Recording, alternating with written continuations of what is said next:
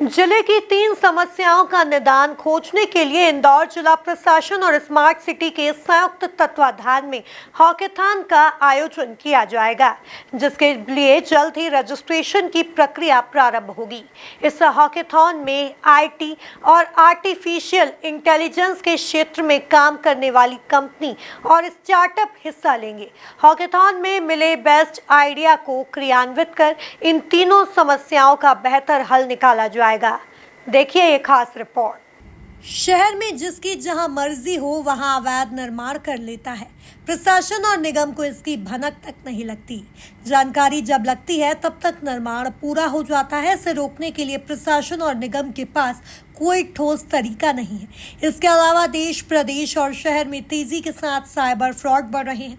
इन्हें रोकने के लिए तमाम प्रयास किए जा रहे हैं, लेकिन ये रुकने का नाम नहीं ले रहे हैं। इसी तरह कलेक्टर कार्यालय में होने वाली जन सुनवाई में आने वाले आवेदन की ट्रैकिंग का भी कोई बेहतर सिस्टम प्रशासन के पास नहीं है।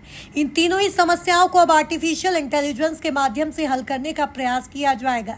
इसके लिए इंदौर में जल्द ही हॉकेथॉन का आयोजन करने का निर्णय लिया गया है।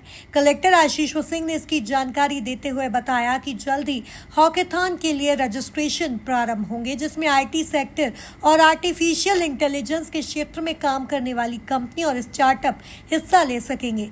ये कंपनियां तीनों समस्याओं के बेहतर निराकरण के आइडिया बनाकर प्रस्तुत करेंगे।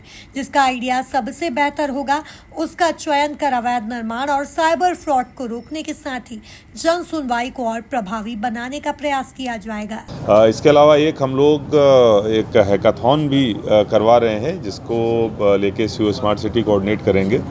और इसमें हैकाथॉन के तहत जो अलग अलग खास तौर पर IT और AI में काम करने वाली कंपनियां होती हैं, स्टार्टअप होते हैं, वो पार्टिसिपेट करते हैं।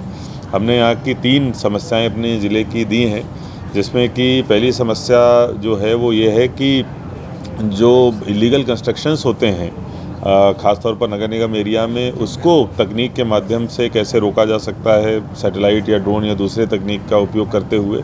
इस पर एक हैकाथॉन होगा। हॉकेथॉन करीब महीना भर चलेगा। बेस्ट आइडिया देने वाली कंपनी को पुरस्कृत भी किया जाएगा। Bureau report, MP news, Indore.